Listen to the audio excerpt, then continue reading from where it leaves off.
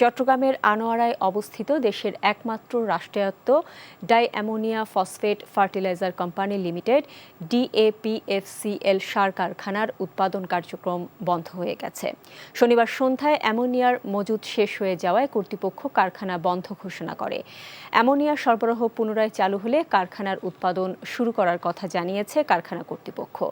জানান, দেশের কৃষি খাতে সুষম সার ব্যবহারের নিশ্চয়তা এবং নাইট্রোজেন এবং ফসফরাস সমৃদ্ধ যৌগিক সারের ক্রমবর্ধমান চাহিদা পূরণের লক্ষ্যে শিল্প মন্ত্রণালয়ের অধীনে BCIC নিয়ন্ত্রিত এই কারখানাটি প্রতিষ্ঠিত হয়।